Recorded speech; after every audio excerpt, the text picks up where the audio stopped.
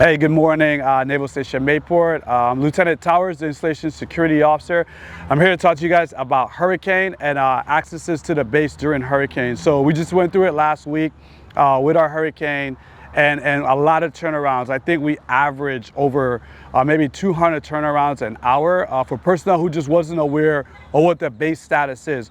So when we talk about core conditions, once we start getting to core 2 and core 1, that's where our mission essential folks come in. Tenant commands and other units, they submit a red badge and a roster to emergency management, and we check the badge or the roster to make sure those personnel do have access during that time. If you live in housing, you should have received a blue badge, and we also have a roster from housing which we can check, ensuring that you live on the installation. So those two things are important, right? Ensuring that your housing roster is up to date, ensuring that mission essential roster is up to date, so the sentries at the gate are just following their directions and turning people around. So that's the access during those core statuses. Obviously, if there's a storm and you see the gate closed, just turn around and leave, because we're not going to come out in the storm to give you access. We try not to get to that point. Our sentries maintain the watch, but we try to ensure, hey, we have to be safe as well as yourself during a hurricane. So let's talk about post-recovery. So when the storm passes, we still have to control and maintain the access for the recovery force personnel. So yes, your command might tell you, hey, it's good to go back on base, there's no storm, or hey, come visit me because the storm is past. We'll be in a post-recovery phase until the command officer deems, hey, the base is cleaned up, the roads are clean, the power is back up, power is restored. Let's start getting people back to work.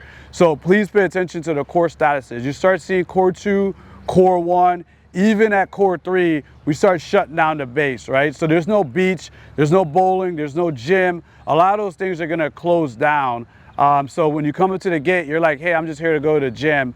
We're gonna turn you around if we're in those core statuses. So all we ask is your support.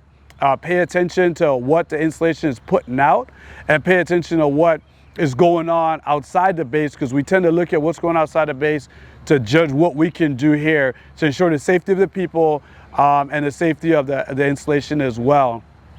And lastly, if you do have questions, right, you can always call ahead and find out. And you can reach the PAO on Facebook and ask the statuses. They do a really good job of maintaining the comms flow. And the season that we focused on is from May 1st to November 30th is when we're in those core statuses, because those are when the high likelihood of a storm coming, and we have to adjust within 96, 72, 48, and 24 hours, up to 12 hours to ensure the base is protected. Thank you for your time. Again, Installation Security Officer, Lieutenant Towers. He's still